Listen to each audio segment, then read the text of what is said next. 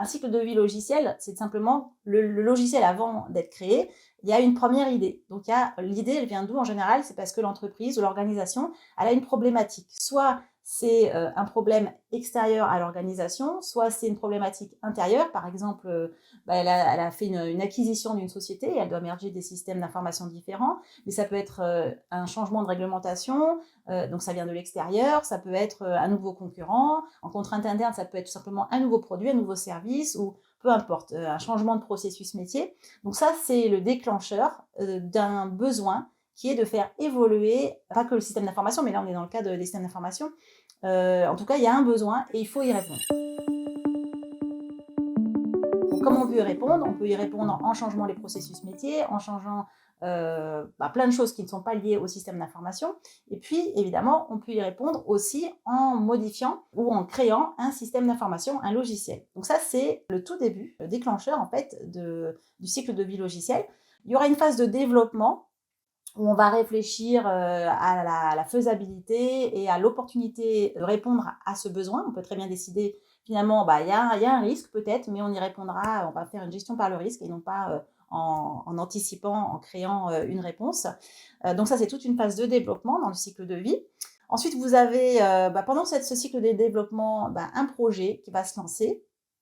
Ensuite, vous allez avoir le lancement du produit ou du logiciel sur le marché. Alors, selon que c'est en approche agile ou en méthode traditionnelle, vous aurez soit un petit morceau du logiciel, des incréments, voilà, qu'on va rajouter, soit le logiciel déjà totalement terminé. Ça, c'est plutôt quand on fait une gestion de projet de manière traditionnelle, cycle en V en cascade, où le logiciel est déjà totalement terminé quand on le met sur le marché. Mais dans les approches agiles, c'est sur la base d'un minimum viable product, donc un produit minimum viable, et après on lui rajoute au fur et à mesure des fonctionnalités, des exigences, voilà, et pour satisfaire de plus en plus les clients, les utilisateurs.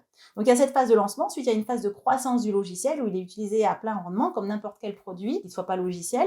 Donc là c'est la fameuse courbe en cloche quand on représente ça au niveau des ventes. Donc en axe des ordonnées, on a les ventes en général. Et donc forcément, en phase de croissance, on a les ventes au maximum ou les bénéfices, enfin ce que vous voulez mettre dans cet axe Y. Et après, on a la phase de maturité, c'est un plateau. Et après, on a la phase de déclin. Et à la fin, le retrait. C'est-à-dire que la solution informatique, on va décider, donc si on reste dans le système d'information, la solution informatique, on va décider de la retirer, soit parce qu'elle est obsolète, soit parce qu'elle ne répond plus du tout aux besoins métiers, etc. Et donc, à ce moment-là, il y a aussi besoin d'un business analyst, en tout cas de business analyse, pour gérer cette phase de retrait, parce qu'il ne s'agit pas de l'enlever et puis après basta. Il faut vraiment analyser les conséquences de ce retrait de logiciel. Donc ça, c'est le cycle de vie du produit logiciel. Et donc, tout au long de ce cycle de vie, qui peut durer évidemment des années, vous avez un ensemble d'activités qui se segmentent en fait en 3 grandes parties. On a donc la phase d'avant-projet, qui est étude d'opportunité, de faisabilité, de business case, rentabilité. Donc, on analyse plusieurs possibilités de répondre à la problématique initiale. Et parmi toutes ces solutions possibles, on va en identifier une, on va en choisir une. Enfin, je dis on, c'est évidemment le management, l'entreprise, mais il y aura évidemment le business analyst qui aura intervenu avant le lancement pour formuler des recommandations, analyser, etc. Et donc là, une fois que l'entreprise décide de donner un go au projet, c'est-à-dire qu'elle va lui attribuer une enveloppe budgétaire, etc., une feuille de route, parce que parfois ils décident de rien faire. Voilà, on fait un no-go projet, donc on ne fait rien. Mais quand on fait go projet, là, on lance le projet de manière officielle avec un chef de projet, avec une équipe, avec un budget, avec un périmètre défini, etc. Et là, on va avoir toute une phase de développement logiciel qui va passer par, là également, un certain nombre d'étapes qui vont conduire progressivement à analyser les besoins de manière macroscopique, après de manière détaillée, faire la conception fonctionnelle, faire la conception de l'architecture, la conception technique, le développement, les tests unitaires d'intégration, etc., les tests métiers, les tests d'acceptance.